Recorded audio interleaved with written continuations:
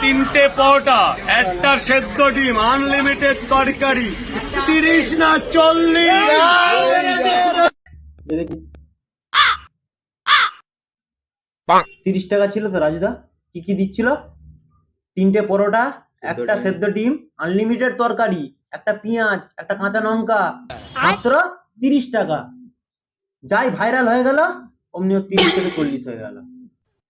বলবি লোকটাকে? দাদা রাজুদার দোকানের দাম বেড়ে গেছে অত, আমি তো রোজ যেতাম ঘুগনি খেতে। দেখেছিস লোকটা কি হারামজাদা লোক?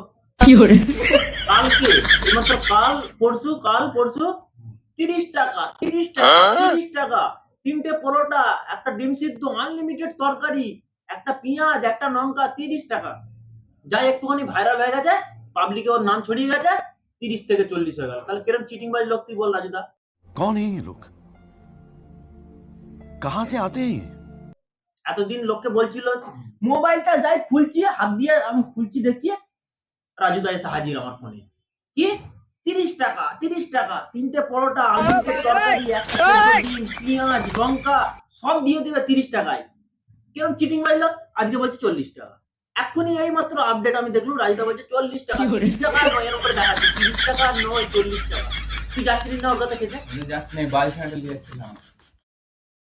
আমাকে ঘুগনিটা ভালো লাগছিল বলে তো তোকে নিয়ে যাচ্ছিলাম।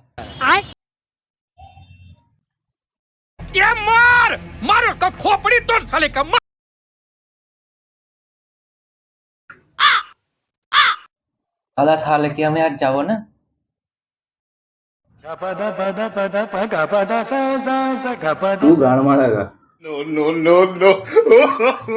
ঘুগনি খাওয়ার যদি তোর শখ আছে হতো, তুই যে রাজুদার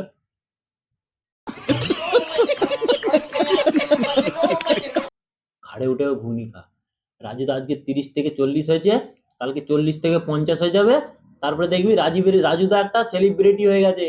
ও আর ঘুগনি বিক্রি করবে না, যেমন ডলি চায়ওয়ালা চা থেকে একদম ডাইরেক্ট দুবাই যে এখানে করছে। দেখবি রাজুদার আর এখানে ইন্ডিয়াতে কোনো পাত্তা নেই। রাজুদা ফেমাস হয়ে